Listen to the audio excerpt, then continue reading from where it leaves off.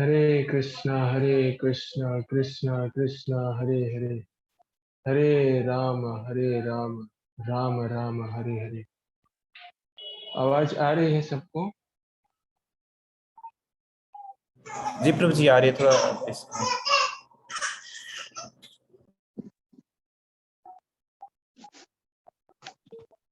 तो स्वागत है आप सभी लोगों का आज के इस भगवत गीता क्लास में। और हम स्टार्ट करने से पहले मंगलाचरण करेंगे। ओम अज्ञानतिमिरान्धस्य ज्ञानाञ्जनशलाकया चक्षुरुन्मीलितं येन तस्मै श्रीगुरुवे नमः। श्रीचैतन्यमनोभीष्टं स्थापितं येन भूतले स्वयं रूप कदा मह्यं ददाति स्वपदान्तिकम्।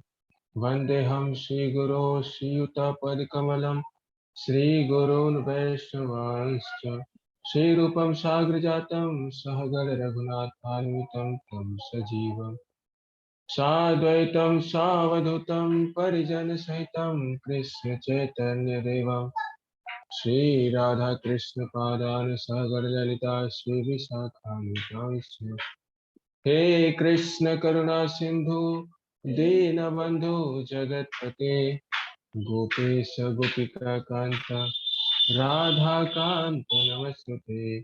तप्त कांचन गौरांगी राधे वृंदावनेश्वरी वृषभानुसुते देवी प्रणमामि हरिप्रिये।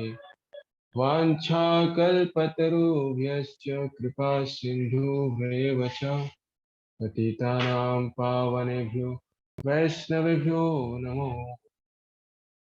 जय श्री कृष्ण चैतन्य प्रभु नित्यानंद श्री अद्वैत गदाधर श्रीवासादि गौर भक्तवृंद। हरे कृष्णा कृष्णा कृष्णा हरे हरे, हरे राम राम राम हरे हरे। हरे कृष्णा।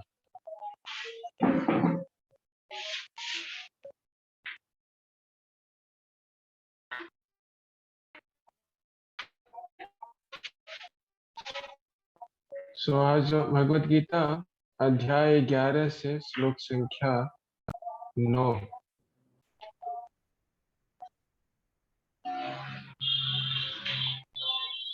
संजय उवाच एवमुक्त्वा ततो राजन् महायोगेश्वरो हरि दर्शयामास पार्थाय परमं रूपमेश्वरम्। हरे कृष्णा। प्रभु जी सही है, यहाँ से तात्पर्य से पढ़ो। आप इसका अनुवाद भी पढ़ लीजिए। जी प्रभु। संजय ने कहा, हे राजा, इस प्रकार कहकर महायोगेश्वर भगवान ने अर्जुन को अपना विश्व रूप दिखलाया। जी, वैसे इसमें तात्पर्य तो जी, नहीं है। उसके बाद फिर संस्कृत में। ठीक है, आगे हम पढ़ेंगे। जी जस्ट हम थोड़ा सा ब्रीफ संक्षेप में अभी तक क्या हुआ उसके बारे में चर्चा कर लेते हैं, फिर आगे बढ़ेंगे। तो इस अध्याय से पहले हमने चर्चा किया, आप सभी लोगों ने श्रवण किया भगवान की विभूतियों के बारे में, जिसमें टोटल 42 विभूतियां बताई गई हैं। तो भगवान ने सब कुछ बताया, फिर उसके बाद उन्होंने कहा ये सारी विभूतियां जो हैं, जो मैंने कहा अभी, वो कुछ भी नहीं है, एक अंशेन स्थित जगत। ये मतलब मेरे पूरी पोटेंसी का बहुत ही छोटा मात्रा या क्वांटिटी है। तो इस प्रकार से अपनी विभूतियों को बताने के बाद ये 11वां अध्याय, जिसमें हम भगवान के विराट रूप के बारे में चर्चा करेंगे। तो अर्जुन को बताया, लेकिन अर्जुन ने फिर भगवान से सुनकर भगवान के इस विभूतियों सहित या भगवान के इस विराट रूप को देखने का रिक्वेस्ट करते हैं। इस अध्याय के प्रथम कुछ श्लोक में अर्जुन के द्वारा रिक्वेस्ट है भगवान को कि वो अपना विराट रूप का दर्शन कराए। हालांकि अर्जुन तो हमेशा उनके मित्र हैं और उनको तो जरूरत नहीं थी कि आंखों से देखकर ही उनको पता चलेगा कि हाँ, वास्तव में जो बोल रहे हैं भगवान वो सही है। लेकिन उन्होंने आगे आने वाले लोगों, हम जैसे लोगों को ये स्पष्ट कराने के लिए कि भगवान का विराट रूप भी है, या वो सारी विभूतियां जो भगवान ने कहा ऐसा नहीं था कि वो ऐसे ही बोल दिए, तो इसको स्पष्ट कराने के लिए अर्जुन ने हमारी तरफ से भगवान को रिक्वेस्ट किया कि भगवान विराट रूप दिखाए, जिससे कि ये सारा कुछ स्पष्ट हो जाए। और कलयुग में आगे चल के पता था अर्जुन को कि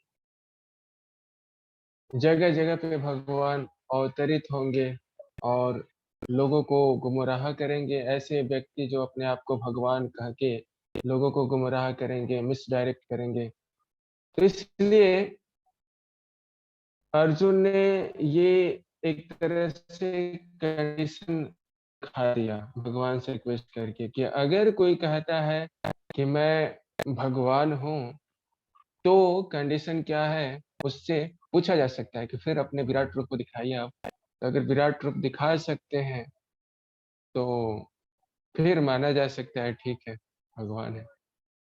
तो ये आगे समय में लोगों को एक तरह से दिखाने के लिए, स्पष्ट कराने के लिए अर्जुन जो है रिक्वेस्ट कर रहे हैं। तो पहले अर्जुन का रिक्वेस्ट था इस श्लोक से पहले, और फिर भगवान ने अपना डिस्क्रिप्शन दिया छोटा सा अर्जुन को।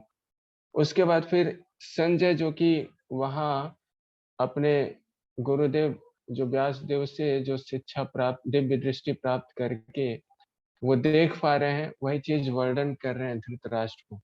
तो कुछ श्लोकों में हम संजय द्वारा जो वर्णन है भगवान के विराट रूप का, उसके बारे में सुनेंगे। और उसके बाद अर्जुन क्या भगवान को उस विराट रूप को देख करके अपनी अनुभूति बता रहे हैं, या वो किस प्रकार से देख रहे हैं, तो उनका वर्णन सुनेंगे। तो इस श्लोक में संजय ने कहा, है राजा, इस प्रकार कहकर महायोगेश्वर भगवान ने अर्जुन को अपना विष दिखलाया। तो संजय अभी धृतराष्ट्र को वर्णन कर रहे हैं कि भगवान ने जो रूप दिखाया है उसके बारे में। तो आगे बढ़ते हैं 10वें और 11वें श्लोक में। अनेक वक्त्र नयनम अनेक अद्भुत दर्शनम अनेक दिव्याभरणम दिव्यानेकोदतायुधम दिव्यमाल्याम्बरधरम दिव्यगंधानुलेपनम सर्वाश्चर्यमयम देवनंतम विश्वतोमुखम। हरे कृष्णा। अर्जुन ने उस विश्व रूप में असंख्य मुख, असंख्य नेत्र तथा असंख्य आश्चर्यमय दृश्य देखे। यह रूप अनेक देवी आभूषणों से अलंकृत था और अनेक दैवी हथियार उठाए हुए था। यह दैवी मालाएं तथा वस्त्र धारण किए था और उस पर अनेक दिव्य सुगंधियां लगी थी। सब कुछ आश्चर्य में, तेज में, असीम तथा सर्वत्र व्याप्त था। तात्पर्य, इन दोनों श्लोकों में अनेक शब्द का बारंबार प्रयोग हुआ है, जो यह सूचित करता है कि अर्जुन जिस रूप को देख रहा था उसके हाथों, मुखों, पांवों की कोई सीमा ना थी। यह रूप सारे ब्रह्मांड में फैले हुए थे, किंतु भगवत कृपा से अर्जुन उन्हें एक स्थान पर बैठे बैठे देख रहा था। यह सब कृष्ण की अचिंत्य शक्ति के कारण था। हरे कृष्णा। हरे कृष्णा। तो यहाँ वर्णन है कि कैसे अर्जुन जो है देख रहे हैं और आश्चर्यचकित हैं, क्योंकि ऐसा रूप तो उन्होंने देखा नहीं था। इससे पहले भी भगवान ने कभी कुछ आश्चर्यजनक रूप दिखाए थे। आप लोगों में कोई बता सकते हैं? ऐसे कुछ विराट रूप दिखाया, लेकिन इतना विराट नहीं दिखाया। फिर भी कुछ तो दिखाया था इससे पहले भी।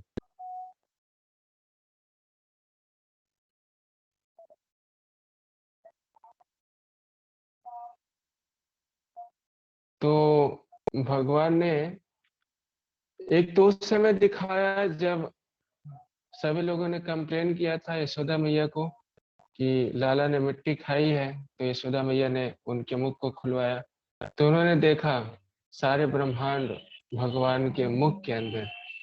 हालांकि यशोदा मैया ने देखा, लेकिन भगवान ने योग माया से सारा कुछ ढक दिया। फिर यशोदा मैया को लगा कि ऐसा लग रहा है जादू टोना हो गया है लाला को। फिर वो चिंता हरण महादेव के पास, जो चिंता हरण घाट पे स्थित है, वहां पे ले गई उनको झाड़ फूक करवाने के लिए। तो उस समय भी भगवान ने उस ब्रह्मांड को दिखाया था अपने मुख के अंदर। और एक जगह और जब भगवान शांति दूत बन कर गए थे, तो दुर्योधन ने उनको बांधने का प्रयास किया, तो भगवान ने वहां भी एक विशाल रूप दिखाया था। लेकिन ये जो यूनिवर्सल फॉर्म है वो नहीं था, थोड़ा अपने आ, विशाल रूप मतलब छोटा ही था वो, लेकिन फिर भी वहां पे सभी लोग, उनके शरीर से जो प्रकाश आया कोई देख नहीं पा रहे थे, कुछ लोगों के अलावा। तो ऐसा पहले भी भगवान ने दिखाया रूप, लेकिन ये जो रूप है ये बहुत ही अद्भुत और आश्चर्यजनक रूप है। क्योंकि सारा जो यूनिवर्स में गतिविधियां होती हैं, न मरना जीना, सब कुछ भगवान के इस विराट रूप में अर्जुन देख रहे हैं। और क्योंकि भगवान का जो द्विभुज रूप है वो तो ओरिजिनल फॉर्म है भगवान का, तो अर्जुन तो वो रूप को देख सकते थे, ऐसे ही देख रहे थे। लेकिन इस विशेष रूप को देखने के लिए भगवान ने उनको एक अलग प्रकार की दृष्टि दी है। तो उस दृष्टि से ऐसा नहीं कि आंख दिया उनको, उसी आंख में शक्ति दी, जिससे कि इस विराट रूप को वो देख पा रहे हैं। तो इसीलिए कहा जाता है कि अगर भक्ति सिद्धांत सरस्वती ठाकुर भी बोलते थे कि हम भगवान को देख सकते हैं भगवान की कृपा के आधार पे ही। अगर भगवान की कृपा होगी तभी हम भगवान को देख सकते हैं। कभी कभी उन्होंने ऐसा भी कहा कि खुद से हम भगवान को देखने का प्रयास न करें, हम ऐसे कार्य करें, इस प्रकार से भगवान की सेवा करें भक्ति पूर्वक, कि भगवान जो है वो देखने के लिए आतुर हो जाए कि कौन ऐसा भक्त है। तो राजस्व यज्ञ जब युधिष्ठिर महाराज और पांडवों के द्वारा संपन्न हो रहा था, तो उस समय भगवान ने बहुत ही मिनियल सेवा को स्वीकार किया था। सबके चरण को धुलना, फिर सब लोगों ने प्रसाद पाया तो पतल उठाना, इस तरह की सेवाओं को भगवान ने स्वीकार किया था। क्योंकि पांडवों का प्रेम इतना था भगवान के प्रति, तो प्रेम का रेसिप्रोकेशन भगवान इस प्रकार से कर रहे थे। तो बहुत सारे लोग वहां गए थे उस राजस्व यज्ञ में। बहुत सारे लोग ये देखने नहीं गए थे भगवान को, बल्कि ऐसे पांडवों को देखना चाहते थे या ऐसे व्यक्ति को देखना चाहते थे जिसके राजसु यज्ञ, जिसके यज्ञ में भगवान स्वयं इस तरह की मिनियल सेवा को स्वीकार किए हुए हैं। इसलिए भगवान बोलते हैं अहम भक्त पराधीना, कि भगवान भी भक्त के पराधीन हो जाते हैं। ये भक्तों का प्रेम है जो भगवान को इस प्रकार से बांधता है। इसलिए यहाँ अर्जुन का प्रेम है, उनका निवेदन है, तो भगवान से ये दृष्टि प्राप्त करके वो भगवान को देख पा रहे हैं। अन्यथा और कोई लोग तो नहीं देख पा रहे थे वहां पे स्थित।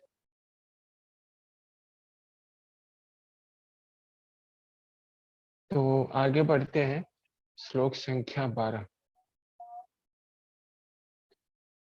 दिवि सूर्य सहस्त्रस्य भवेदुगपदुत्थिता यदि भासदृशी सा स्याद्भदासतस्य महात्मनः। हरे कृष्णा। यदि आकाश में हजारों सूर्य एक साथ उदय हों तो उनका प्रकाश शायद परम पुरुष के इस विश्व रूप के तेज की समता कर सके।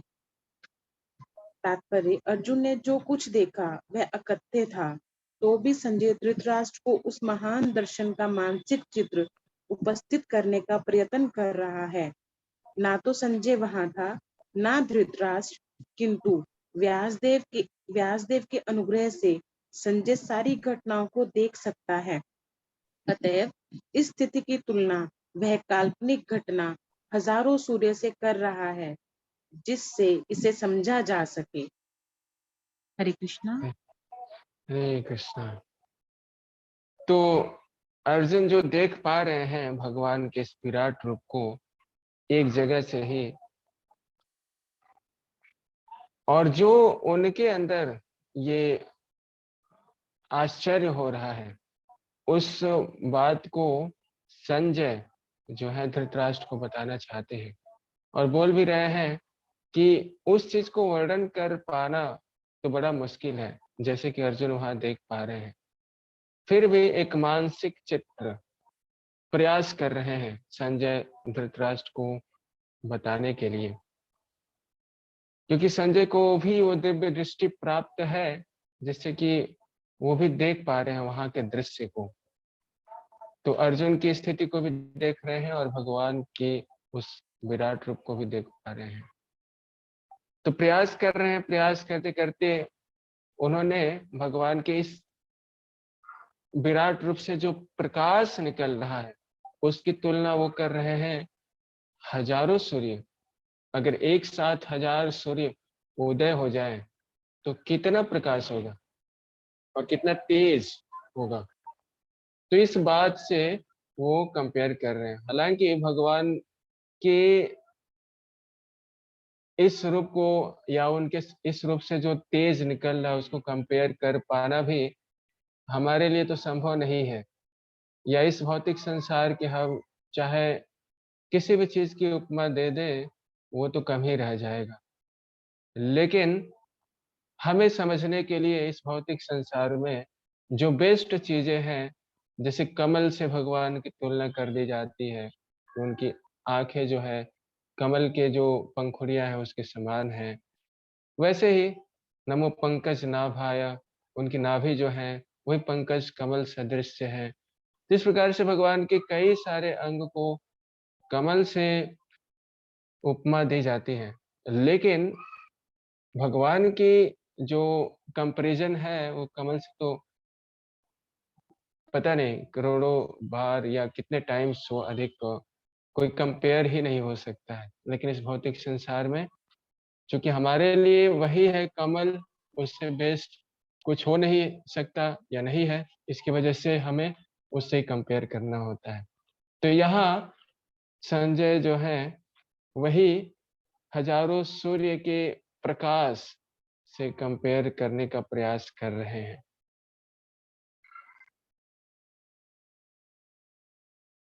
श्लोक संख्या 13। तत्रैकस्थं जगत्कृत्स्नं प्राविभक्तमनेकधा अपश्य देवदेवस्य शरीरे पांडवस्तदा। हरे कृष्ण प्रभु। उस समय अर्जुन भगवान के विश्व रूप में एक ही स्थान पर स्थित हजारों भागों में विभक्त ब्रह्मांड के अनंत अंशों को देख सका। तात्पर्य, तत्र वहां शब्द अत्यंत महत्वपूर्ण है। इससे सूचित होता है कि जब अर्जुन ने विश्व रूप देखा, उस समय अर्जुन तथा कृष्ण दोनों ही रथ पर बैठे थे। युद्ध भूमि के अन्य लोग इस रूप को नहीं देख सके, क्योंकि कृष्ण ने केवल अर्जुन को दृष्टि प्रदान की थी।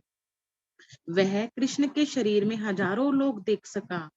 जैसा कि वैदिक शास्त्रों से पता चलता है कि ब्रह्मांड अनेक हैं, और लोग भी अनेक हैं। इनमें से कुछ मिट्टी के बने हैं, कुछ सोने के, कुछ रत्नों के, कुछ बहुत बड़े हैं, तो कुछ बहुत बड़े नहीं हैं। अपने रथ पर बैठकर अर्जुन इन सबों को देख सकता था, किंतु कोई यह नहीं जान पाया कि अर्जुन तथा कृष्ण के बीच क्या चल रहा था। हरे कृष्णा। हरे कृष्णा।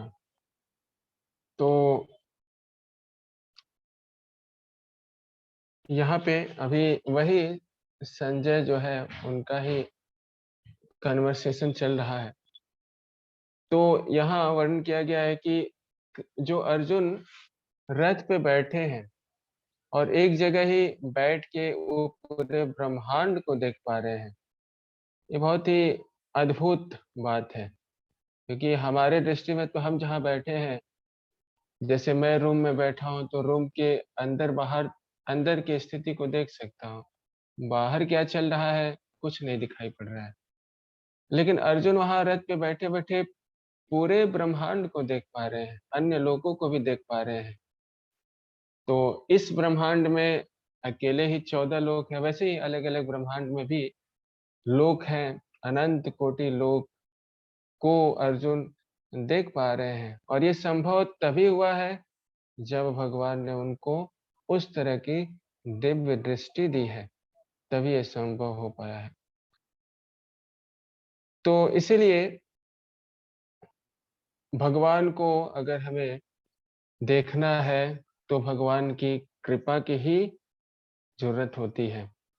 केवल हम अपने प्रयास से हम नहीं जान सकते भगवान को। तो एक समय क्या हुआ कि बहुत सारा वैज्ञानिक ऐसा सोचते थे कि भगवान की क्या जरूरत है, भगवान के बिना ये संसार चल सकता है या चल रहा है।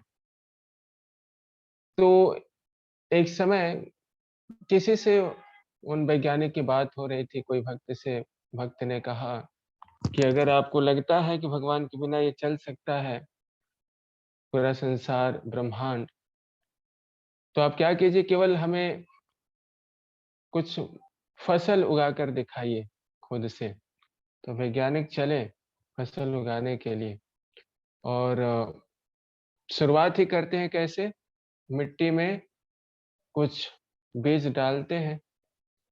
तो भक्त ने कहा रुक जाइए अभी, बोले कि मिट्टी अपनी मिट्टी लाइए, मिट्टी तो भगवान की है, अपनी मिट्टी बनाइए और उसमें इस बीज को डालिए। तो पहले ही कदम पे उनको रुकना पड़ गया। तो इसीलिए ये अनंत कोटि ब्रह्मांड जो है वो सब कुछ भगवान का ही है। और जो भी हम यूज करते हैं भगवान की संपत्ति को यूज करते हैं, तो अगर हम भगवान के शरण में नहीं जाते हैं, भगवान के शक्ति का केवल हम अपने कार्यों के लिए अगर हम यूज ही करते रहे, तो एक तरह से हम सभी चोर हैं। ईशावास्यम इदम सर्वम यत् किंच जगताम जगतम। तो अगर भगवान की संपत्ति समझ कर अगर हम भगवान को ऑफर करें और उसके बाद भगवान की अनुमति से हम उसे प्रसाद के रूप में स्वीकार करें, तो ये सही विधि है। अन्यथा अगर हम ऐसे कुछ भी अगर हम अपने कार्य के लिए इस्तेमाल करते हैं, तो वो एक प्रकार से चोरी हुई।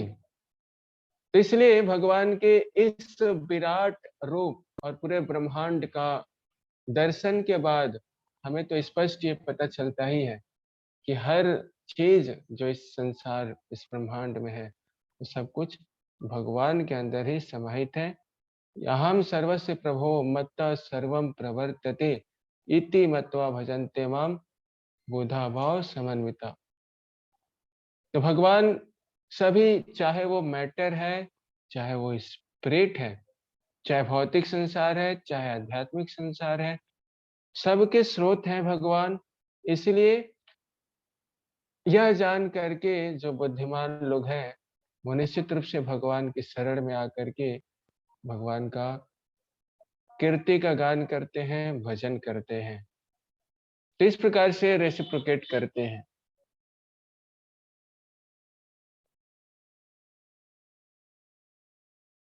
श्लोक संख्या 14।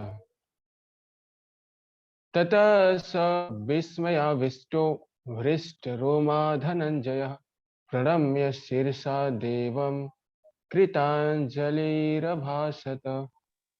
हरे कृष्णा। तब मोहग्रस्त एवं आश्चर्यचकित रोमांचित हुए अर्जुन ने प्रणाम करने के लिए मस्तक झुकाया और वह हाथ जोड़कर भगवान से प्रार्थना करने लगा। तात्पर्य, एक बार दिव्य दर्शन हुआ नहीं कि कृष्ण तथा अर्जुन के पारस्परिक संबंध तुरंत बदल गए। अभी तक कृष्ण तथा अर्जुन में मैत्री संबंध था, किंतु दर्शन होते ही अर्जुन अत्यंत आदर पूर्वक प्रणाम कर रहा है और हाथ जोड़कर कृष्ण से प्रार्थना कर रहा है। वह उनके विश्व रूप की प्रशंसा कर रहा है। इस प्रकार अर्जुन का संबंध मित्रता का न रहकर आश्चर्य का बन जाता है। बड़े बड़े भक्त कृष्ण को समस्त संबंधों का आधार मानते हैं।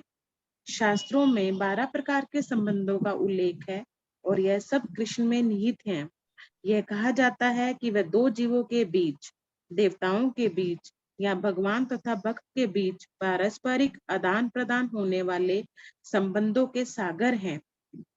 यहाँ पर अर्जुन आश्चर्य संबंध से प्रेरित है और उसी में वह अत्यंत गंभीर तथा शांत होते हुए भी अत्यंत आह्लादित हो उठा। उसके रोम खड़े हो गए और वह हाथ जोड़कर भगवान की प्रार्थना करने लगा। निस्संदेह वह भयभीत नहीं था, वह भगवान के आश्चर्यों से अभिभूत था। इस समय तो उसके समक्ष आश्चर्य था और उसकी प्रेम पूर्ण मित्रता आश्चर्य से अभिभूत थी। अतः उसकी प्रतिक्रिया इस प्रकार हुई। हरे कृष्णा। Thank you. सो यहाँ अब अर्जुन के जो भगवान का उस रूप को देख करके जो हाव भाव बदल गया है बिल्कुल। अभी तक तो एक मित्र की भांति ही समझ रहे थे अपने आप को, लेकिन जब विराट रूप देखते हैं तो उसके बाद उनके अंदर ये बहुत आश्चर्य, एक अद्भुत भाव आ जाता है। तो यहाँ वर्णन है 12 प्रकार के जो संबंधों का, या 12 प्रकार के जो रस हैं, जिसमें 5 प्रमुख रस होते हैं, जिसमें माधुर्य रस, वात्सल्य रस और साख्य रस, दास्य रस और शांत रस। उसके अलावा भी और भी 7 प्रकार के जो सेकेंडरी रस होते हैं, गौड़ रस इनको बोलते हैं। तो वो कभी कभी भक्तों के अंदर भी आ जाते हैं, आते हैं जाते हैं। जैसे यहाँ अर्जुन के अंदर वो अद्भुत रस आ गया है, ऐसा भगवान का दृश्य देख करके। तो वैसे ही कभी कभी भक्तों के अंदर रुद्र रस आ जाता है, रौद्र रस आ जाता है, कहीं भयानक रस आ जाता है, वीर रस, अलग अलग और भी सेकेंडरी रसज है। जैसे भीष्म पितामह जो है वीर रस का स्वादन कर रहे हैं भगवान के साथ। तो यहाँ एक चीज हमें समझना चाहिए कि अर्जुन ने जब भगवान के स्वरूप को देखा तो उसके बाद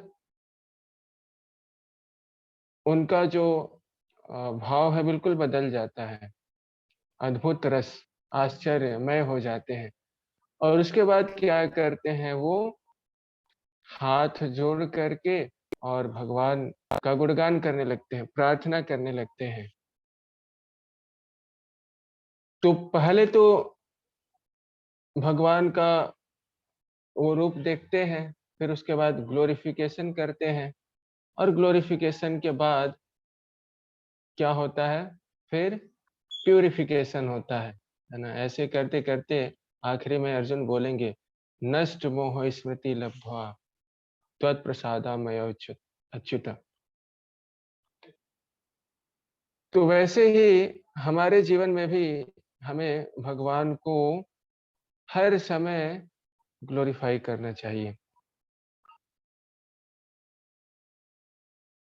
तो एक छोटी सी स्टोरी है, आप लोगों को सुनाते हैं कैसे इस स्टोरी से हम सीख सकते हैं कि किसी भी अवस्था में हम भगवान को ग्लोरीफाई कर सकते हैं या करना चाहिए हमें।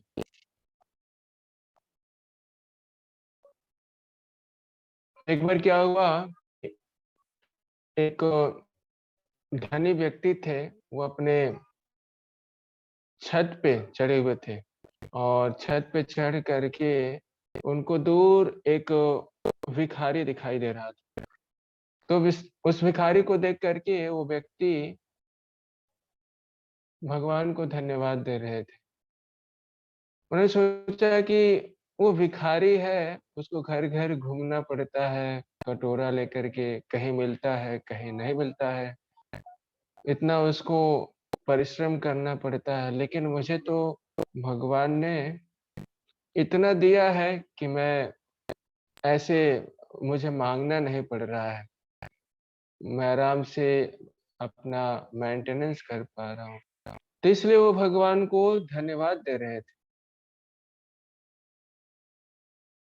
ठीक वो भिखारी जो है, उस व्यक्ति ने भी किसी और को देखा। उसने देखा कि एक पागल व्यक्ति है,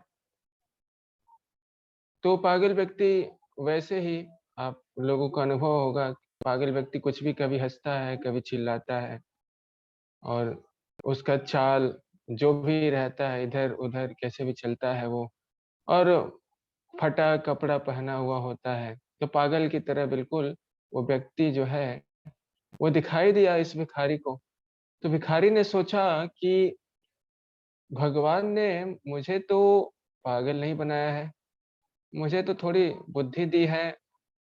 बुद्धि मेरी सही है जिससे कि मैं माँग कर भी और कुछ अपना पालन-पोषण कर सकता हूँ। इसलिए वो व्यक्ति भगवान को भी धन्यवाद दे रहा था। फिर उस पागल व्यक्ति के पास जाते हैं, तो पागल व्यक्ति भी भगवान को धन्यवाद दे रहा था। वो क्यों दे रहा था?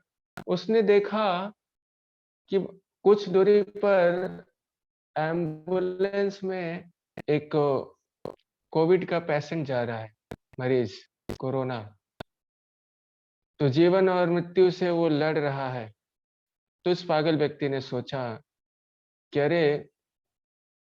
वो व्यक्ति कितना संघर्ष कर रहा है। कम से कम मुझे भगवान ने बचाया तो है अभी, बीमार तो नहीं हूँ, मानसिक रूप से हूँ, लेकिन जो फ़िज़िकल वो तो नहीं है कष्ट। तो इसलिए वो भगवान को धन्यवाद दे रहा था। फिर वो मरीज़ व्यक्ति जो कि ऑक्सीजन लगा के जा रहा था एम्बुलेंस में, उसने भी खिड़की में से देख लिया कुछ। उस एम्बुलेंस के खिड़की से कुछ देख लिया। उसको क्या दिखाई दिया कि कुछ लोग पकड़ के ले जा रहे हैं। राम नाम सत्य है।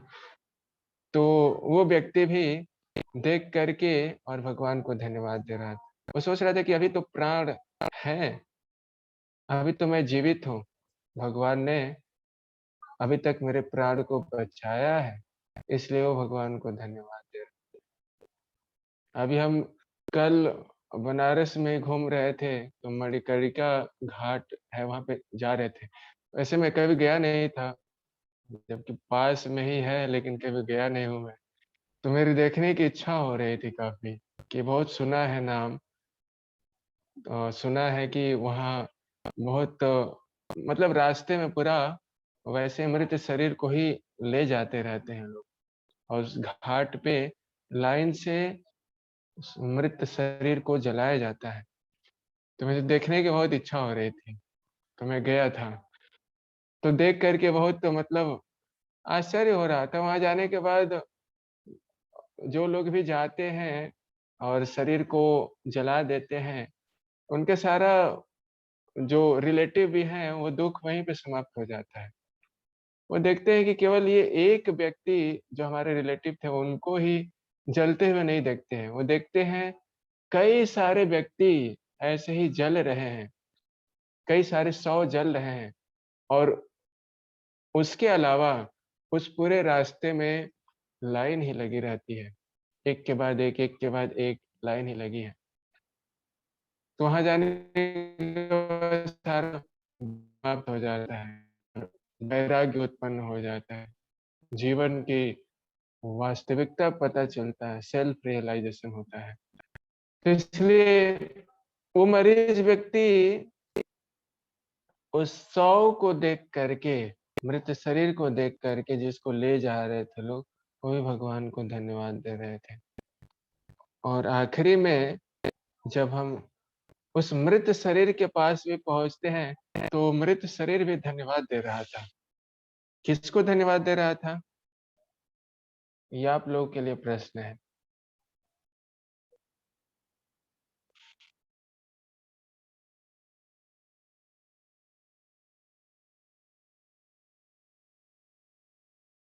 हरे कृष्णा।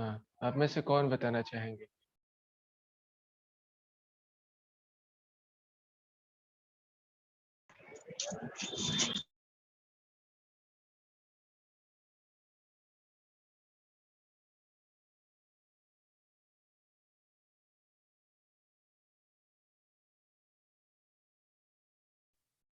हरे कृष्णा। आप में से जो भी प्रभु जी के प्रश्न का उत्तर देना चाहते हैं वो अपने आप को अनम्यूट करके बोल सकते हैं।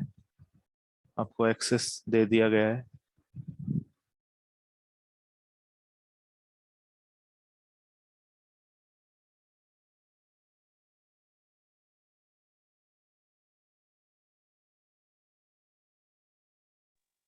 हरे कृष्णा प्रभु जी।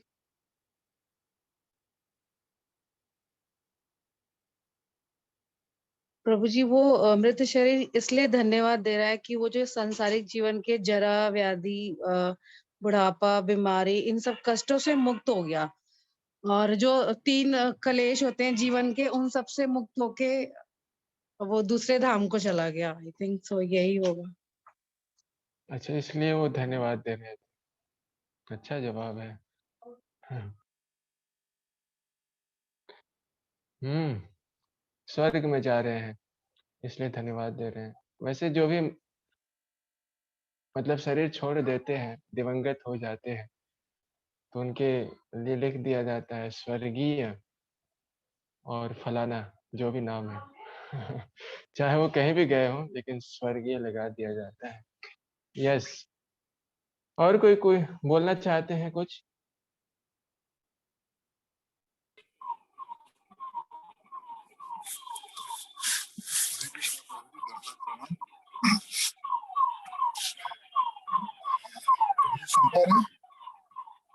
हरे कृष्णा। यस, बोलिए।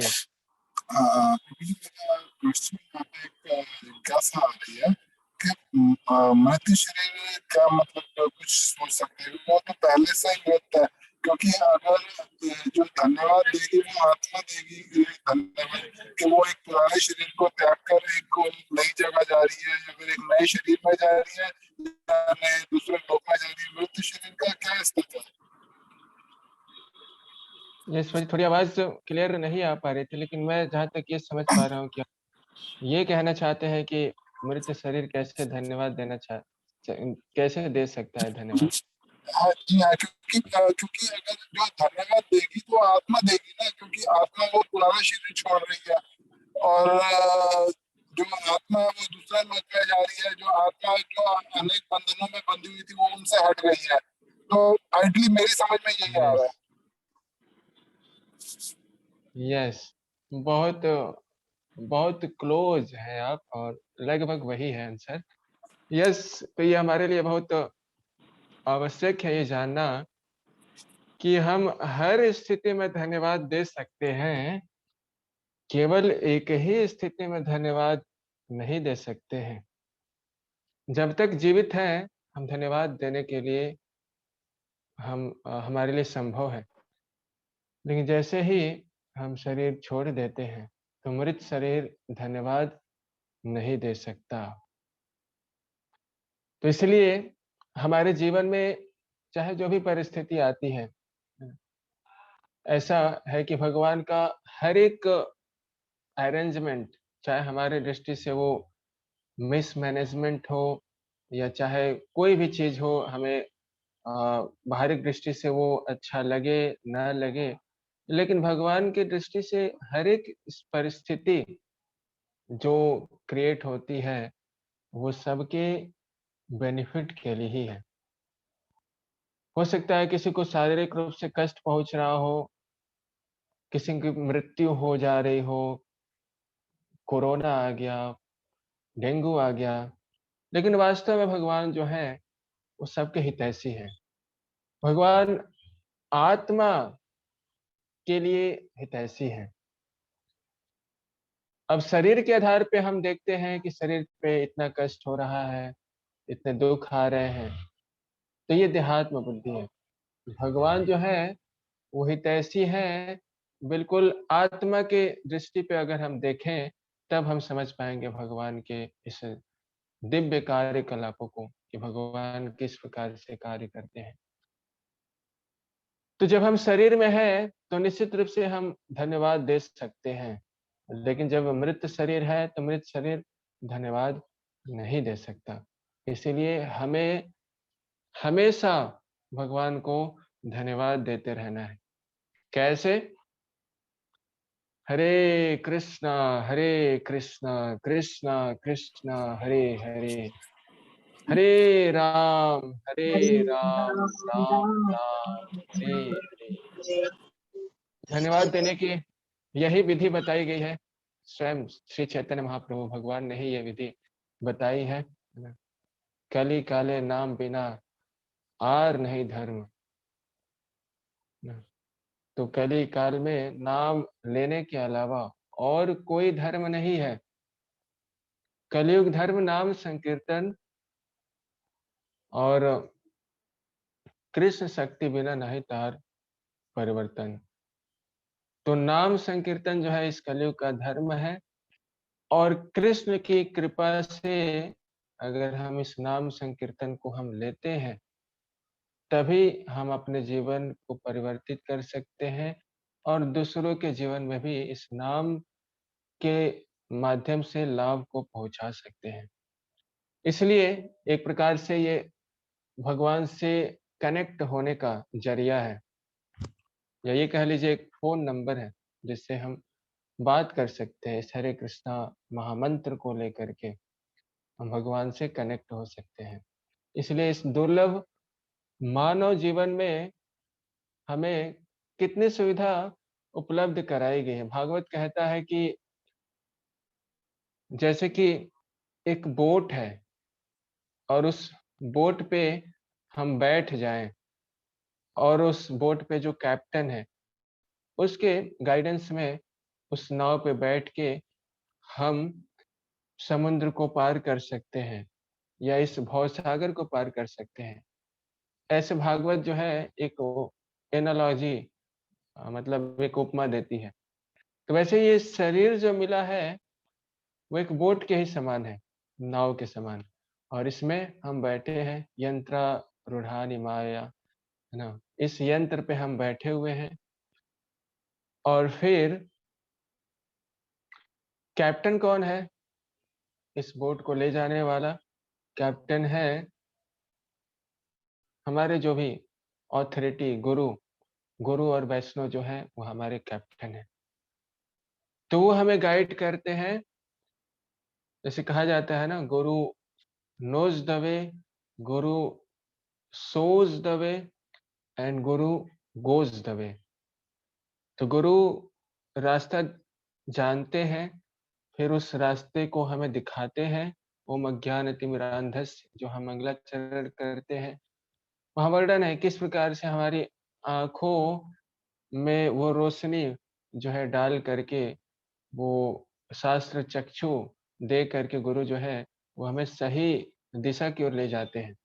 और ऐसा नहीं कि छोड़ देते हैं, रास्ते में ले जाते हैं। गुरु गोज वे, जब तक भक्ति लता बीज का सिंचन करते करते वो बीज पौधे का रूप लेकर के, विशाल वृक्ष का रूप लेकर के सारे आवरणों को छिद्र करते हुए स्पिरिचुअल वर्ल्ड में न पहुंच जाए, भगवान के चरण कमल तक न पहुंच जाए, तब तक गुरु हमारे साथी होते हैं।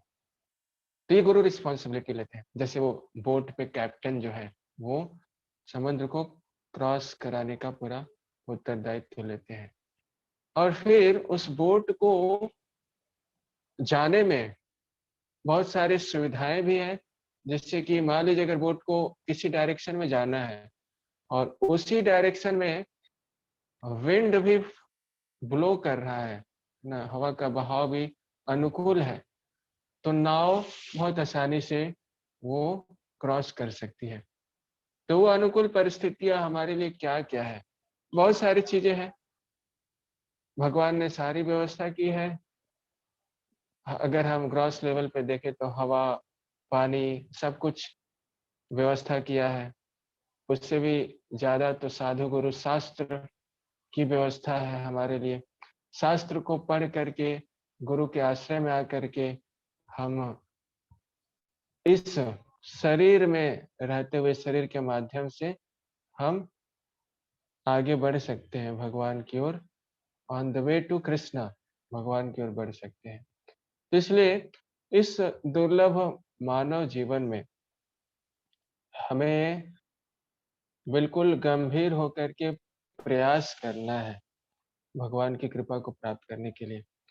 देखिए, और योनियों में भी ये सारे जो निद्रा, भय, मैथुन, ये सारे चीजें उपलब्ध है और ये बहुत आसान काम है। हमें भी हर योनि में उपलब्ध होते ही रहे हैं और इस मनुष्य जीवन में भी हमारे पास चॉइस है। हम चाहे तो इन 4 कार्यों में भी केवल लग सकते हैं और केवल उसमें लग करके अपने इस जीवन को व्यर्थ ही गंवा सकते हैं।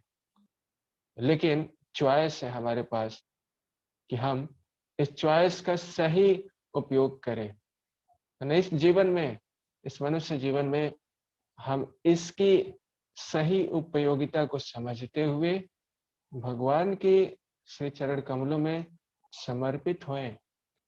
एक जीवन केवल अगर हम समर्पित होते हैं, जो भगवान के ऊपर ही केवल समर्पित है, कैवल्य पते नमः, जैसे कुंती महारानी बोलती है अपनी प्रार्थना में, नमो अकिंचन वृत्ताय, कि जो अकिंचन भक्त हैं, जिनके जीवन में भगवान ही है, एकनिष्ठ है बिल्कुल भगवान के प्रति, भगवान की सेवा में ही वो हमेशा लगे रहना चाहते हैं, भगवान का गुणगान ही हमेशा करते रहना चाहते हैं या करते हैं। ऐसे भक्त से भगवान प्रेम करते हैं और इतना प्रेम करते हैं जितना कि वो स्वयं लक्ष्मी से भी नहीं करते या किसी और से भी नहीं कर सकते। तो ऐसे भक्तों से वो इतना प्रेम करते हैं, कैवल्य पते नमः, है ना, उनके लिए वही नाथ हो जाते हैं, सब कुछ वही हो जाते हैं। तो इसलिए इस चॉइस का सही हम इस्तेमाल करें। Best use of bad bargain, Srila Prabhupada कहते थे। हालांकि ये शरीर को भी दुखों व्याधि का मंदिर ही बताया गया है, क्योंकि जन्म से लेके मृत्यु तक व्याधि से ही हम घिरे रहते हैं। कोई भी व्यक्ति को आप अगर चेक करते हैं उनके पूरे शरीर में, तो निश्चित रूप से कुछ न कुछ बीमारी निकल ही जाएगी। ऐसा कोई भी इस संसार में मनुष्य नहीं है जिसके अंदर कोई बीमारी न हो, और अनेक बीमारी आती रहती हैं, बढ़ती रहती हैं, नई नई बीमारी आती रहती है और आती रहेंगी। तो शरीर व्याधि मंदिरम बताया गया है, लेकिन बेस्ट यूज क्या है इसका, कि इस स्थिति में भी हम इस शरीर का सही प्रयोग करके अगर हम भगवान की सेवा में लगा देते हैं तो निश्चित रूप से हमारा कल्याण हो जाएगा। क्योंकि बिल्कुल एग्जिट गेट पे खड़े हैं। मनुष्य योनि मतलब बिल्कुल 84 लाख योनि का जो सर्कल है उसके एग्जिट गेट पे बिल्कुल खड़े हैं। तो इसलिए इस शरीर को भी भगवान की संपत्ति समझ करके मनसा वाचा कर्मणा, और ये शरीर का उपयोग हम भगवान की सेवा में ही लगाएं। सनातन गोस्वामी के एक संदर्भ में वर्णन आता है कि उनके शरीर में एक समय गर्मी की वजह से बहुत सारे बॉयल्स आ गए थे और काफी कष्ट में थे सनातन गोस्वामी। वो सोच रहे थे कि अगर इस शरीर का उपयोग भगवान की सेवा में नहीं हो सकता बहुत उनको घृणा हो रही थी कि चैतन्य महाप्रभु उनको बार-बार गले लगाना चाहते थे और वो बहुत ही शर्म के मारे बिल्कुल छिपना चाहते थे भगवान से कि मेरे शरीर में इतने पस हुए हैं, बॉयल्स हुए हैं। इससे जो निकल रहा है पस, वो भगवान के शरीर में लगेगा। इस प्रकार से एक समय उन्होंने सोचा कि मुझे इस शरीर को त्याग देना चाहिए और वो प्रयास कर रहे थे, लेकिन चैतन्य महाप्रभु ने उनको रोक लिया और उनको समझाया कि देखो, ये शरीर जो है, वो आपकी संपत्ति नहीं है, ये तो मेरी संपत्ति है। तो इसलिए इस शरीर के लिए भी कुछ कार्य करना है, तो उसके लिए मुझसे अनुमति लेनी होगी। तो कहने का तात्पर्य ये है कि जो कुछ भी है हमारे पास, वो भगवान की ही संपत्ति है। तो जो सनातन गोस्वामी उस समय अपने शरीर को त्याग देना चाहते थे, उनको उनको नहीं ये पता था कि आगे चल के वो इस वैष्णव कम्युनिटी में क्या योगदान करने वाले हैं। लेकिन चैतन्य महाप्रभु को तो पता था ना कि सनातन गोस्वामी क्या करने वाले हैं। अनेक प्रकार के ग्रंथों की रचना, वैष्णव सदाचार की स्थापना, वृंदावन में मंदिरों की स्थापना, ऐसे अनेक चैतन्य महाप्रभु के आदेशों पे उन्होंने किया। तो ये भगवान को पता है। इसीलिए हमारी स्थिति चाहे कुछ भी हो, हम भगवान की सेवा में उसे लगाने का प्रयास करें। हमें पता नहीं आगे चल के ये शरीर के माध्यम से भगवान की कृपा से, गुरु वैष्णव की कृपा से हम क्या योगदान कर सकते हैं भगवान की सेवा में। तो ये विश्वास रख करके हमें मानस देहो गेहूँ जो किछु मोर अर्पिलो तुआ पदे नंद किशोर। तो जो कुछ भी है हमारे पास, हमें प्रयास करना चाहिए और भगवान की संपत्ति समझ करके उनको अर्पित करने का।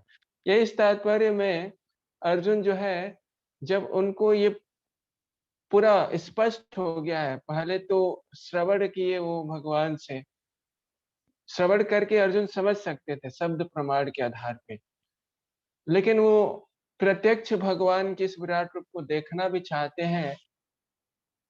ऐसा नहीं था कि उनको जरूरी था देखना, वो तो रियलाइज हो चुके थे, लेकिन हमें रियलाइज कराने के लिए, यह दिखाने के लिए कि भगवान का विराट रूप भी है, ऐसा नहीं कि भगवान केवल बोल दे। तो उस रूप को भगवान से रिक्वेस्ट करके भगवान दिखा रहे हैं उस रूप को, ताकि हमें भी वो स्पष्ट हो। तो इस रूप को देखने के बाद, सब कुछ जानने के बाद अर्जुन के अंदर क्या भावना आ रही है? अर्जुन जो है समर्पण कर रहे हैं। कार्पण्य दोषो प्रेता स्वभाव, वो तो पहले ही समर्पण कर चुके हैं दूसरे अध्याय में ही, लेकिन इधर आगे जो है अब प्रार्थना कर रहे हैं भगवान से। तो प्रेयर्स के रूप में वो भगवान के ऊपर कृतज्ञ है, भगवान से क्षमा भी मांग रहे हैं, भगवान को ग्लोरिफिकेशन भी कर रहे हैं। तो जब हम भी इस प्रकार से भगवान की ऐसी स्थिति को समझ करके, भगवान के पोजीशन को समझ करके उनके शरण में आते हैं, समर्पित करते हैं अपने आप को और फिर भगवान को ग्लोरीफाई करते हैं, आभार प्रकट करते हैं भगवान और भगवान से आए हुए सारे प्रतिनिधि, गुरु और सारे परंपरागत आचार्य, उनको हम आभार प्रकट करते हैं। तो इससे हमारे हृदय का शुद्धिकरण होता है। तो glorification leads to purification and purification leads to liberation. इस प्रकार से भगवान को ग्लोरीफाई करते करते हमारा हृदय प्यूरिफाई होगा और फिर हृदय प्यूरिफाई होगा, then we will be liberated. फिर हम वास्तविक लिबरेशन का मतलब है हित्वा अन्यथा रूपम स्वरूपेण व्यवस्थित, अपने वास्तविक स्वरूप में हम स्थित हो जाएंगे, जिस स्वरूप में हमेशा हम आनंद में रहते हैं, भगवान की अनेक प्रकार से सेवा करते हुए आनंदमय भाष्यात। हरे कृष्णा। तो आगे बढ़ते हैं, श्लोक संख्या 15।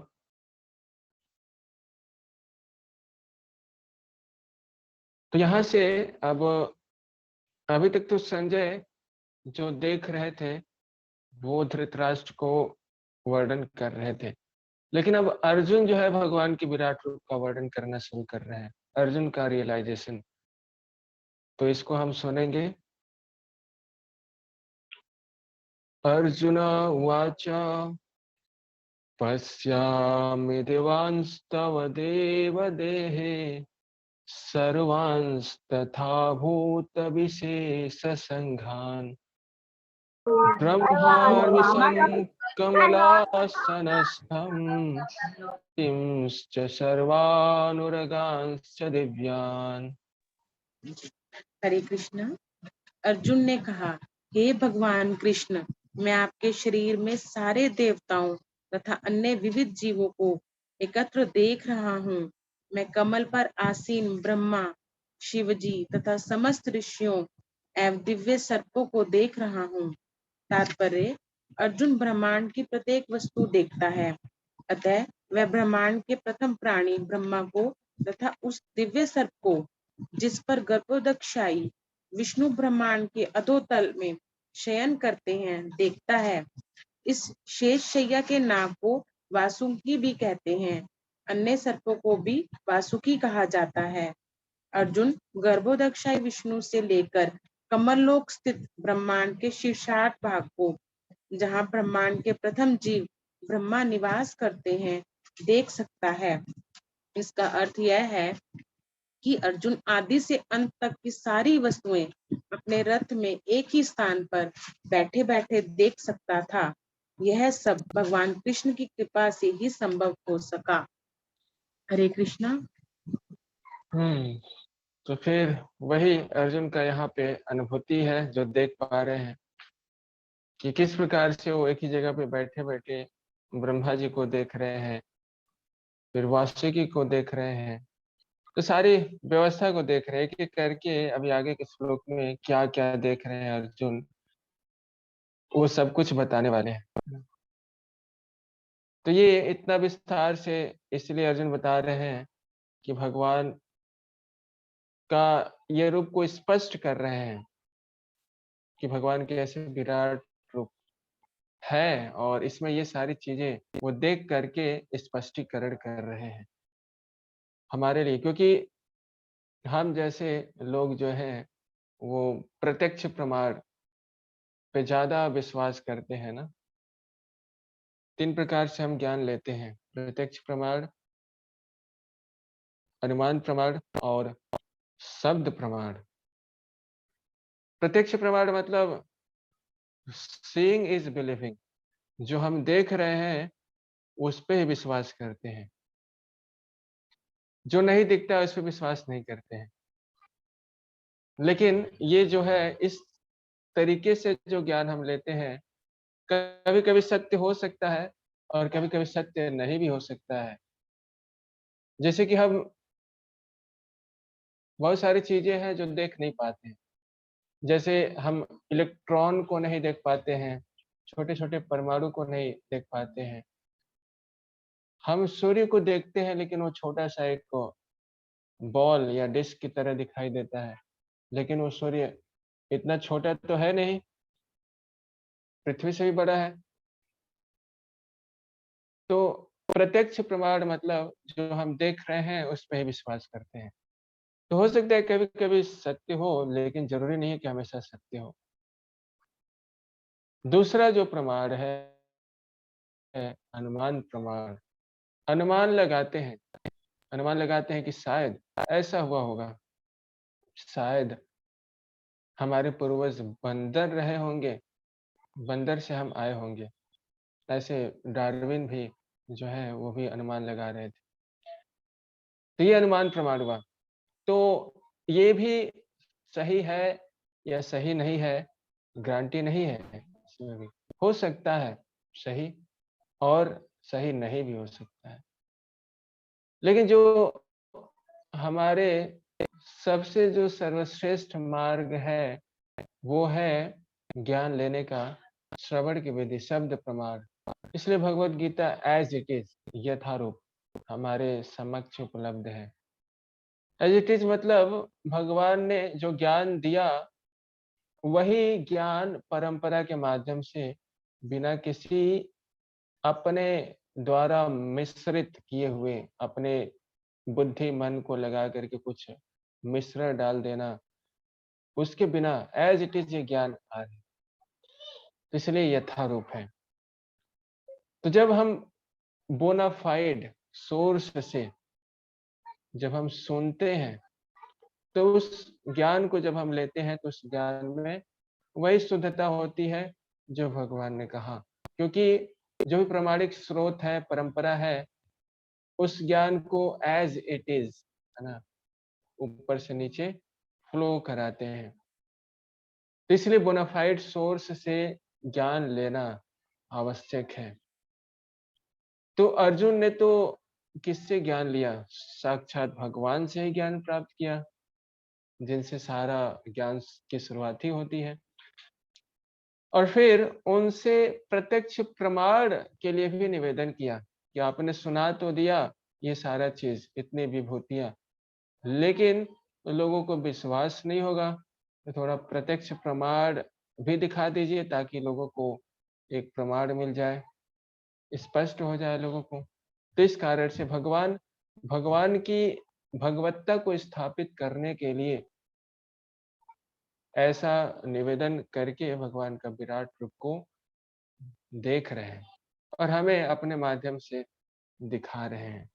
आप सोचिए, इतना विस्तार से वर्णन है कि भगवान के नाभि से कमल निकला, फिर कैसे भगवान हर एक ब्रह्मांड में प्रवेश कर रहे हैं, फिर किस प्रकार से उनका हाथ की स्थिति क्या है, फिर वासुकी कहाँ पे है, फिर अलग अलग ब्रह्मांडों का वर्णन। तो इससे पता चलता है कि कितना विस्तार से वो देख रहे हैं और एक एक चीज को बता रहे हैं। ऐसा नहीं कि टाइम पास कर रहे हैं, झूठ मूठ का कुछ भी वर्णन कर रहे हैं। तो जो भी हमारे शास्त्र लिखे गए हैं, तो उतने लिखने में हमारे आचार्य इतना समय क्यों व्यर्थ करते हैं? मनोकलन या झूठ मूठ का कुछ काल्पनिक कुछ लिखना होता था, नहीं, उन्होंने सबके कल्याण के लिए अपने जीवन को समर्पित किया और सबके कल्याण के लिए इन शास्त्रों को लिखा है हमारे स्थिति के अनुसार, हमारे समझ के अनुसार, है ना? तो श्रील प्रभुपाद जब शरीर छोड़ते छोड़ते भी, डेथ बेड पे भी वो ट्रांसलेट करते रहे भागवत को। 10वें स्कंद तक, वो 10वें स्कंद के कुछ अध्याय तक उन्होंने ट्रांसलेट किया। इस प्रकार से वो दिखाते हैं कि खुद के जीवन को कष्ट में डाल करके औरों के कल्याण के लिए वो कार्य कर रहे हैं। श्रील प्रभुपाद और जितने भी आचार्य हुए, सब लोगों ने लोक कल्याण के लिए नाना शास्त्र विचार के निपुणों, षड गोस्वामी भी जो है खुद तो रहे पेड़ के नीचे, मधुकरी करके खाते थे, पहनते क्या थे? तो वही बस कोपिन पहन के रहते थे और कुछ कपड़ा तो नहीं था। और इतना करके अपने जीवन को इस प्रकार सिंपल, बिल्कुल सिंपल लिविंग रखते हुए और लोगों के कल्याण के लिए कार्य किया उन्होंने। तो इतना जब उन्होंने त्याग किया अपने जीवन में, इसलिए हमारे समक्ष ये सारे फैसिलिटीज उपलब्ध हैं। और अगर हम इस फैसिलिटीज का लाभ नहीं उठाते हैं, जिन लोगों ने इतना त्याग किया हमारे लिए और उनके द्वारा रचित ये ग्रंथों का या उपदेशों का पालन अगर हम नहीं कर पा रहे हैं, तो ये हमारे लिए सबसे दुर्भाग्य और दुर्दैव की बात है। तो हमारा सही उनके प्रति जो कृतज्ञ होने का मतलब है कि हम उनके द्वारा रचित ग्रंथों को पढ़ें, उपदेशों का पालन करें। तो यही सच्चा प्रेम है उनके प्रति।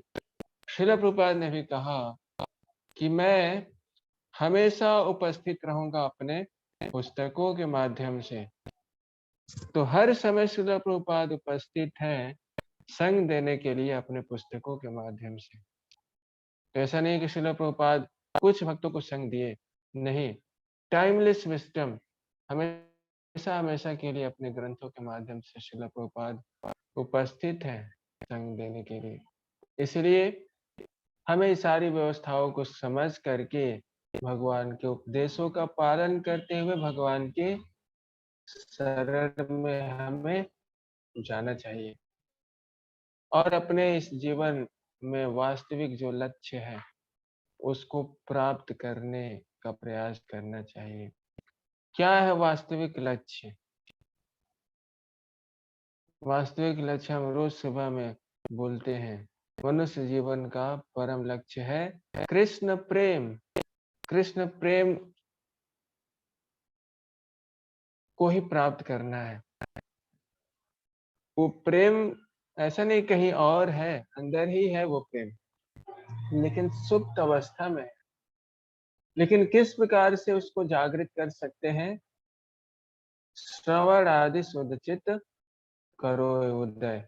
मतलब उसका उदय होगा जब जब हम श्रवण आदि, जो श्रवण कीर्तन स्मरण जो नौ विधा भक्ति है उसको हम अपने जीवन में उतारते हैं और उसके माध्यम से जब हम भगवान की भक्ति करते हैं तो निश्चित रूप से हम उस कृष्ण प्रेम को जागृत कर पाएंगे। तो साधना भक्ति के अंतर्गत वैदिक भक्ति और रागानुगा भक्ति। वैदिक भक्ति में हमें प्रयास करना है, चाहे मन में इच्छा हो नहीं हो, हमें भगवान का नाम लेना है, जप करना है, सेवा करनी है। धीरे धीरे अभ्यास करते करते हम रागानुगा तक पहुंच सकते हैं, जहाँ पे स्वाभाविक हमारे अंदर भगवान के नाम के प्रति रुचि, भगवान के धाम के प्रति रुचि, प्रेम, भगवान के कथा सुनने के प्रति, श्रवण के प्रति रुचि, प्रेम जागृत अपने आप हो जाती है। वो अपने आप स्वाभाविक रूप से चलता है। तो इस प्रकार से नौ विधा भक्ति का पालन करते हुए, ये नौ विधा भक्ति सारे भक्ति के अंगों में सर्वश्रेष्ठ है। नौ विधा भक्ति, और उसमें भी भक्ति रसामृत सिंधु से श्रीपाद रूप गोस्वामी बोलते हैं कि नौ विधा भक्ति जो है सर्वश्रेष्ठ है, लेकिन उसमें भी तारे मध्य सर्वश्रेष्ठ नाम संकीर्तन, निरपराधे नाम ले ले पावित प्रेम धन। तो उनमें भी सबसे सर्वश्रेष्ठ इन नौ विधा भक्ति में भी नाम संकीर्तन है, और उसको अगर हम अपराध रहित होकर के शुद्ध नाम लेने का प्रयास करते हैं तो हमें कृष्ण प्रेम की प्राप्ति बहुत जल्दी हो सकती है, हो जाएगी। हरे कृष्णा। तो आगे हम बढ़ते हैं। मुझे लगता है थोड़ा समय और बचा है, तो एक दो श्लोक हम आगे बढ़ सकते हैं। श्लोक संख्या 16। अनेक बाहूदर वक्त्र नेत्रम पश्यामि त्वां सर्वोन् अनन्तरूपम् नान्तं न मध्यं न पुनस्तवादिं पश्यामि विश्वेश्वर विश्वरूप। हरे कृष्णा। हे विश्वेश्वर, हे विश्वरूप, मैं आपके शरीर में अनेकानेक हाथ, पेट, मुंह तथा आंखें देख रहा हूँ, जो सर्वत्र फैले हैं और जिनका अंत नहीं है। आप में न अंत दिखता है, न मध्य और न आदि।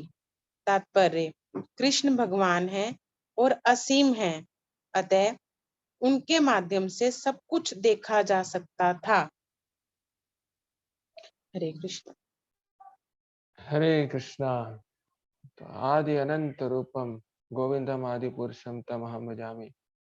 ब्रह्मा जी भी अपने जो ब्रह्म संहिता प्रार्थना है उसमें बोलते हैं कि आदि अनंत रूपम, मतलब आदि है सबके और अनंत रूपम, अनंत रूप है। यहाँ अर्जुन भी वही देख रहे हैं कि भगवान जो है सर्वत्र, उनके हाथ पैर सब कुछ फैला हुआ है।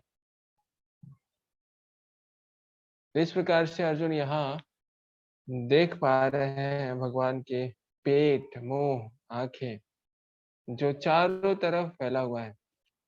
देखिए जो हम ये भगवत गीता में जो ये विराट रूप का जो चित्र भी बनाया गया है वो इसी प्रकार से बनाया गया है। उसमें देखते हैं और कुछ दिखाई ही नहीं देता है, चारों तरफ भगवान के ही विस्तार दिखाई दे रहे हैं। तो जिसने भी बनाया है काफी अच्छे से उसने भी बनाया है। तो इसलिए हर तरह से हम भगवान के गोद में ही हैं। इससे तो यही पता चलता है ना, क्योंकि हर जगह भगवान विस्तार किए हुए हैं, ऑल परवेडिंग भगवान। तो हर समय भगवान के गोद में ही है। ऐसा नहीं कि केवल प्रहलाद महाराज को भगवान ने उठाया नरसिंह देव ने, तो प्रहलाद महाराज नरसिंह देव के गोद में विराजमान हुए। एक सेंस में हर कोई, हर जीवात्मा भगवान के गोद में ही है। इसलिए गोद में रहते हुए हम भगवान का सही रूप से हम दर्शन कर पाए, उनसे रेसिप्रोकेट कर पाए, उनके उपदेशों का पालन करते हुए आज्ञाकारी बन जाएं, और इस तरीके से हम भगवान का आज्ञाकारी बन करके भगवान का प्रिय बन सकते हैं। नेक्स्ट, किरीटिनं गदिनं चक्रिणं च तेजो राशिं सर्वतो दीप्तिम् अनन्तम् पश्यामि त्वां दुर्निरीक्ष्यं समन्तात् दीप्तानलार्कद्युतिमप्रमेयम्। हरे कृष्ण। आपके रूप को उसके चकाचौंध तेज के कारण देख पाना कठिन है, क्योंकि वह प्रज्वलित अग्नि की भांति अथवा सूर्य के अपार प्रकाश की भांति चारों ओर फैल रहा है। तो भी मैं इस तेजोमय रूप को सर्वत्र देख रहा हूँ, जो अनेक मुक्टों, गदाओं तथा चक्रों से विभूषित है। हरे कृष्ण। हम एक सूर्य को अगर देखना चाहें, जब सूर्य उदय हो जाता है, तो उस समय सूर्य को अगर हम देखना चाहें, जब प्रकाश हमारे यहाँ तक पहुंचने लगता है, तो हम सूर्य को भी नहीं देख पाते, हमारी आंखें बंद हो जाती है चकमका के, इतना चमक होता है। यहाँ भगवान के शरीर से ऐसा वर्णन है कि ऐसा मानो कि हजारों सूर्य एक साथ प्रकट हुए हैं, उतनी तेज निकल रही है। तो उस समय कौन देख सकता है भगवान को? और देख वही सकता है जिसको भगवान उस प्रकार के दिव्य दृष्टि दिए हुए हैं, वो चक्षु प्रदान किए हुए हैं। तो इसीलिए अर्जुन को भगवान ने वो दिव्य दृष्टि दिया, तो वो देख पा रहे हैं, अनुभूति कर पा रहे हैं उसकी। लेकिन देखकर बहुत घबरा भी रहे हैं, और बाद में कहेंगे कि हे प्रभु, अभी जो आपका वो रूप था चतुर्भुज और फिर द्विभुज रूप, उसी रूप में आप आ जाइए, है ना? क्योंकि भक्तों को वही रूप जो है द्विभुज रूप सबसे ज्यादा आकर्षित करने वाला है। तो ऐसा विराट रूप जो है ये भक्त नहीं देखना चाहते, या भगवान का ये तेज, ये जो चमक धमक है, उसमें रुचि नहीं होती है भक्तों की, है ना। हिरण्मयेन पात्रेण सत्यशापेत मुखम, इस उपनिषद के आखिरी जो वर्ष है उसमें इसका वर्णन किया गया है कि जो भक्त होते हैं वो इस प्रकाश में रुचि नहीं लेते, जैसे कि ब्रह्मवादी और जो मायावादी जो सोचते हैं कि जीवन का आखिरी गंतव्य या जो उद्देश्य है इस प्रकाश में ही विलीन हो जाना है, तो वहीं तक वो रियलाइज कर पाते हैं, उससे आगे नहीं बढ़ पाते हैं कि भगवान का व्यक्तित्व भी है, एक पर्सनल, एक फॉर्म है भगवान का, जो कि भक्त जो है वो भगवान को इस रूप में जान पाते हैं और कंप्लीट रियलाइजेशन कर पाते हैं। वो समझ पाते हैं कि जो तेज है, प्रकाश है, वो ब्रह्म तेज यानी भगवान के दिव्य शरीर से निकला हुआ प्रकाश है, जो सारे आध्यात्मिक लोग वैकुंठ को प्रकाशित करता है। तो इसलिए वो उनका रियलाइजेशन होता है परफेक्ट, कंप्लीट रियलाइजेशन होता है। लेकिन जो केवल प्रकाश प्रकाश तक पहुंच करके उसमें विलीन हो जाना चाहते हैं, उसको ही जीवन का आखिरी लक्ष्य समझते हैं, वो एक अधूरा रियलाइजेशन। तो इसलिए यहाँ पे अर्जुन जो है वो भगवान के दिए हुए कृपा के माध्यम से ही भगवान को देख पा रहे हैं। तो हमारा प्रयास और भगवान की कृपा, ये दोनों का जब कॉम्बिनेशन होता है तभी कार्य संपन्न हो पाता है। वैसे हमारी बहुत सारी इच्छाएं होती हैं, हर समय कुछ ना कुछ इच्छाएं हमारे अंदर होती हैं। तो हम चाहें अगर हर इच्छाओं को पूरा करना तो पूरा नहीं हो सकती, लेकिन जो इच्छाएं भगवान सैंक्शन कर देते हैं, भगवान की कृपा होती है, वो इच्छाएं पूरा हो जाती है। इसलिए अगर हम सही दिशा में भगवान के निर्देशानुसार प्रयास करते हैं तो भगवान की कृपा भी प्राप्त हो जाती है और इस प्रकार से कार्य संपन्न हो जाता है। अन्यथा अगर हम केवल अपने मन से कार्य को करना चाहें, भगवान के उपदेश से विमुख होकर स्वतंत्र रहकर करना चाहें, तो निश्चित रूप से हम भगवान की दैवी शक्ति के अंतर्गत नहीं, भगवान की माया शक्ति के अंतर्गत हम कार्य कर रहे होते हैं। तो जो महात्मानास्तु माम पार्थ दैवीं प्रकृतिम आश्रिता, जो महात्मा होते हैं वो भगवान के दैवी शक्ति के अंतर्गत कार्य करते हैं और उनके जीवन में भगवान का प्रत्यक्ष रूप से इंटरवेंशन होता है या इंटरफेयर होता है, इंटरफेरेंस होता है। प्रत्यक्ष रूप से भगवान जो है उनके जीवन में कार्य करते हैं। लेकिन जो अहंकार विमूढ़ आत्मा कर्ताहमिति मन्यते प्रकृति क्रियमाणानि गुणे कर्माणि सर्वस्य, जो प्रकृति के तीनों गुणों के अंदर कार्य कर रहा है, उसको कौन डील करता है? डायरेक्ट भगवान नहीं डील करते हैं। भगवान की जो माया शक्ति है जो तीन गुणों से बनी है, सतो रजो तमो गुणों से बनी है, तो वो शक्ति कार्य करती है। और इस प्रकार से काम क्रोध लोभ मद मत्सर ईर्ष्या के अंतर्गत आकर के व्यक्ति अलग अलग स्थितियों में कार्य करता है। तो तीन गुणों के अंदर कार्य करने का मतलब ये हुआ कि अगर किसी व्यक्ति ने शराब पी लिया है तो शराब के इग्नोरेंस में हो जाता है वो व्यक्ति, नशे में, कुछ नहीं पता चलता है क्या करने वाला है, क्या करना है ना, कुछ भी बोलता रहता है, कुछ भी कर सकता है, वो सही क्या है गलत क्या है कुछ पहचान नहीं रहता। वैसे ही हम तीन गुणों के अंदर जब कार्य करते हैं तो हमें पता नहीं रहता है क्या कर रहे हैं, तीन गुण अपने आप कार्य करवाती रहती है हमसे। इसलिए जो भगवान के दैवी शक्ति के अंतर्गत हम आकर के अगर कार्य करेंगे तो निश्चित रूप से हम पूरे ज्ञान में कार्य करेंगे। What we do why we do, हम जो भी कार्य करेंगे उसके पीछे हमें पता रहेगा कि उद्देश्य क्या है, क्यों कर रहे हैं, क्या भगवान को प्रसन्न करेगा, क्या वैष्णव को प्रसन्न करेगा, क्या ये हित के लिए हमारे और अन्यों के हित के लिए है। तो बहुत ही हम सेंसिटिव हो जाते हैं और इस प्रकार से जब ऐसे हम कार्य करते हैं तो भगवान की कृपा हमें प्राप्त होती है। ददामि बुद्धिम योगम तम ये नमाम उपयांति ते, तब भगवान वो ज्ञान देते हैं जिससे कि हम भगवान को प्राप्त कर सकते हैं। वैसे भी भगवान हर किसी को ज्ञान देते हैं, लेकिन ये यथा माम प्रपद्यन्ते, जो जिस भावना में भगवान को अप्रोच करता है उस प्रकार के ज्ञान दे देते हैं। कोई भगवान को भुलाना चाहता है तो भगवान ऐसा ज्ञान दे देते हैं कि वो भूल जाए भगवान। तो मत स्मृति ज्ञानम अपोहनम च, स्मृति विस्मृति ज्ञान अज्ञान सब भगवान ही देते हैं, भूलवाना याद करवाना सब भगवान ही कराते हैं।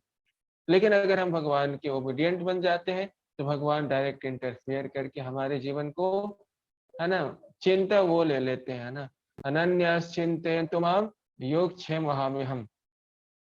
तो जो हमेशा भगवान के उपदेशानुसार कार्य करता है, भगवान का चिंतन करते हुए कार्य करता है, उसके लिए भगवान जो भी कमी है उसकी पूरा पूर्ति करते हैं, और जो है उसको संरक्षण प्रदान करते हैं।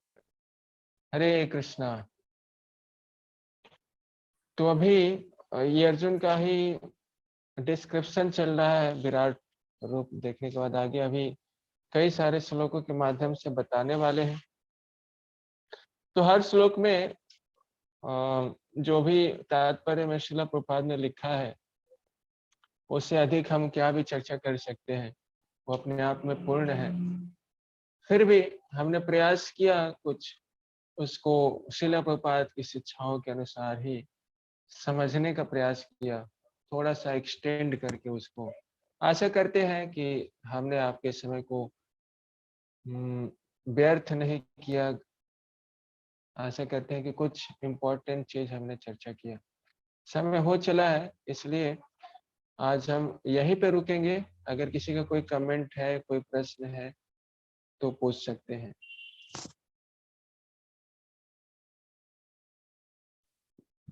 हरे कृष्णा डियर डिवोटीज, अगर आप में से किसी का भी कोई प्रश्न है तो आप प्रभु जी से अभी लाइव पूछ सकते हैं। इस अपॉर्चुनिटी का लाभ उठाइए, इस अवसर का। हरे कृष्णा। तो आप अपने आप को अनम्यूट कर लीजिए, या हैंड रेज भी कर सकते हैं, या चैट बॉक्स में भी लिख सकते हैं, जैसे भी आपको ठीक लगे। आपको एक्सेस दे दिया गया है।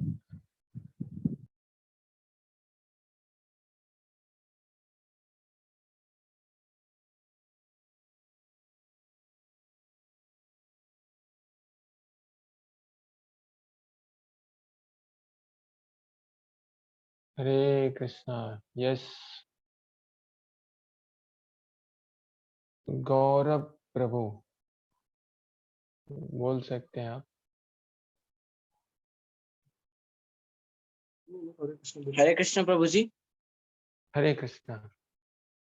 प्रभु जी, मेरे एक प्रश्न था कि जैसे हम कहते हैं कि आत्मा जब मरती है तो उसके साथ तीन चीजें जाती हैं। आत्मा नहीं मरती है। मतलब आत्मा जब शरीर मरता है तो आत्मा के साथ तीन चीजें जाती हैं। हाँ, कौन कौन सी चीज? मन बुद्धि संस्कार। हाँ जी। तो फिर प्रश्न क्या है तो आपका?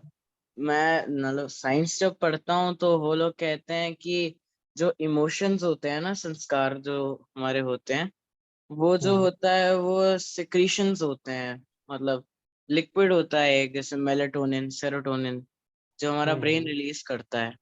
हम्म। वो तो आत्मा के साथ जा ही नहीं सकते हैं। हम्म। देखिए, जो भी हमारे सूक्ष्म शरीर है, मन बुद्धि अहंकार, वो तो निश्चित रूप से जाते हैं।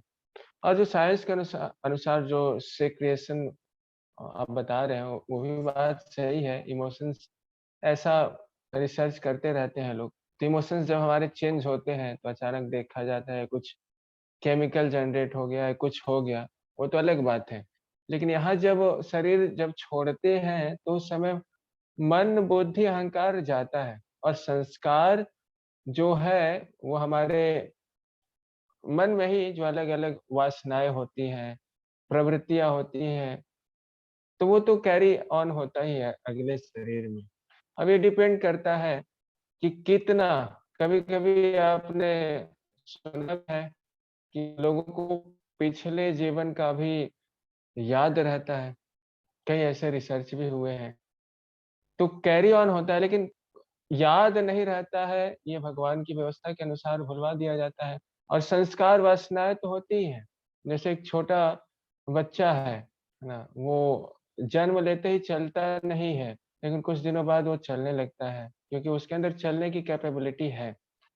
वैसे ही जब हम जन्म लेते हैं तो हमारे अंदर ये सारे वासनाएं और प्रवृत्तियां नहीं दिखती हैं, लेकिन धीरे धीरे धीरे आगे बढ़ते हैं, कुछ समय बाद ये पिछले जीवन की संस्कार प्रवृत्तियां अपने आप सामने आने लगती हैं। जी। अच्छा। कई कई बार ऐसा होता है कि हमें इस जीवन में कुछ चीज का अनुभव नहीं है, फिर भी हमें पिछले जीवन के संस्कारों के माध्यम से कुछ अनुभूति मिल जाती है उसकी, है ना? तो वो संस्कार जो है कैरी ऑन हो ही जाते हैं। ऐसा हम देख सकते हैं। और देखिए कई घरों में ऐसा मान लीजिए फॉर एग्जांपल डिवोटीज के ही अगर हम घरों में देखें, कई बार पेरेंट्स जो है डिवोटीज होते हैं, फिर उस घर में कोई जन्म लेता है बच्चा, तो जरूरी नहीं कि वो डिवोटी बन जाए ना। कई बार वो डिवोटी नहीं बन पाता है, भक्ति नहीं करता है, तो क्योंकि उसके पिछले जीवन के संस्कार हो सकता है ना? उसको नहीं उस तरह से कर पा रहा हो। वैसे तो डिवोटी के घर में जो जन्म लेते हैं, वो पायस होते हैं, अच्छा ही है, लेकिन फिर भी वो स्वीकार कभी-कभी नहीं कर पाते हैं। तो ऐसे पिछले जीवन के संस्कार कैरी ऑन होते हैं अगले जीवन में। जी प्रभु जी। हरे और कृष्ण। हरे कृष्ण। यस, और कुछ?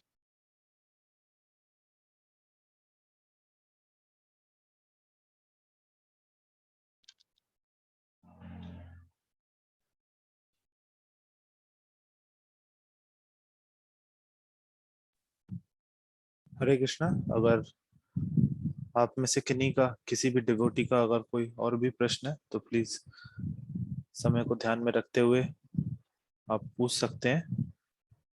कुछ ही समय है हमारे पास शेष। प्रवीण कुमार भारती जी, आप अपने आप को प्रभु जी अनम्यूट कर लीजिए। हरे कृष्णा प्रभु जी, दंडवत प्रणाम। हरे दंडवत प्रणाम। प्रभु जी अभी जो बोले थे, guru guru knows the way, shows the way, और एक और चीज बोले थे प्रभु जी, सब मैं मिस हो रहा हूँ। गुरु goes the way. Guru goes the way, Guru knows the way and Guru shows the way. Yes yes, ये गुरु का हमारे साथ इटर्नल रिलेशनशिप है। एक बार जब गुरु हम उनके आश्रय में चले जाते हैं तो शाश्वत रूप से हमारा संबंध हो जाता है। माता पिता तो हमें हर जन्म में कोई ना कोई मिलते रहते हैं, लेकिन गुरु जब मिलते हैं तो शाश्वत रूप से हमारे वो संबंधित हो जाते हैं। यस। हरे कृष्णा। हरे कृष्णा। और कोई कुछ कहना चाहते हैं? अरे मैं अभी थोड़ा घर पे इधर गांव की तरफ आया था, इसकी वजह से मैं जल्दी जल्दी बैठ गया क्लास देने के लिए। और यहाँ पे वैसे कुछ लाइट वाइट तो है नहीं, जस्ट थोड़ा कुछ व्यवस्था करके मैं बैठ गया हूँ। ध्यान भी नहीं दिया कैसे क्या करना है। ठीक है, और किसी को कुछ कहना है इससे पहले कि आज हम यहाँ विराम दें?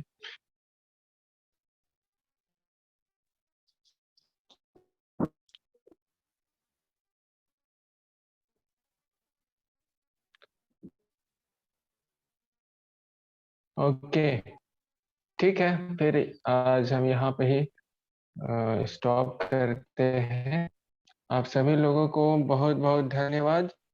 आप सभी लोगों ने धैर्यपूर्वक सुना, और आशा करते हैं कि कुछ इम्पोर्टेंट चीजें आज हम चर्चा कर पाए और श्रवण कर पाए। ठीक है प्रभु जी, तो आज यहाँ पे रोकते हैं। बहुत बहुत धन्यवाद प्रभु जी, आज के इतने इम्पोर्टेंट, अब इतना इतने सुंदर तरीके से आपने इतने इतने लॉफ्टी हाई स्टैंडर्ड टॉपिक को अपने वाक शक्ति से इतना सरल रूप से हम सभी लोगों के समक्ष प्रस्तुत किया।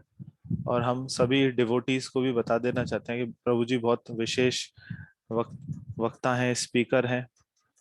श्रीमद् भागवतम और भगवत गीता के ऊपर प्रभु जी बहुत सुंदर इसी प्रकार से लेक्चर देते हैं। प्रभु जी के लेक्चर्स आप YouTube वगैरह पर भी देख सकते हैं। बहुत प्रभु जी हम यूथ्स काफी प्रभु जी पॉपुलर हैं।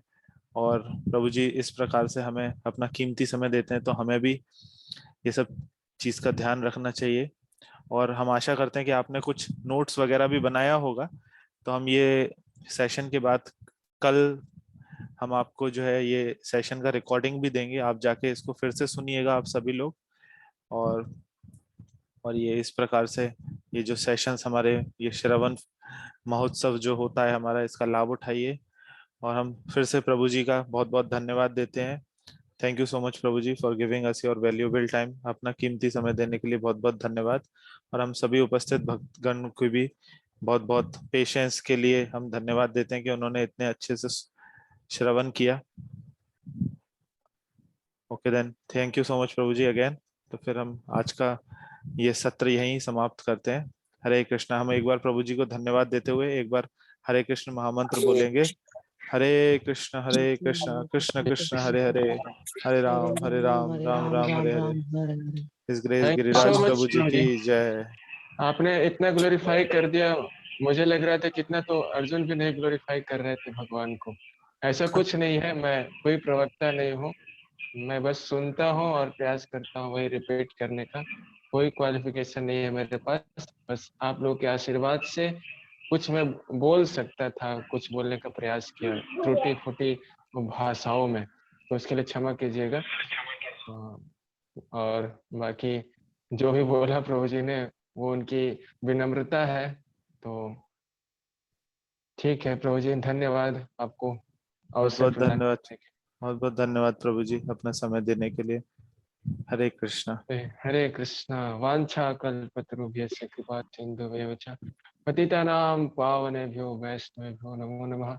अनंत कोटि वैष्णव वृंद की जय। रामाचार्य शिलदास ठाकुर की जय। श्रील प्रभुपाद की जय। आप सभी उपस्थित भक्त वृंद की जय। निताय गौर प्रेमानंदे।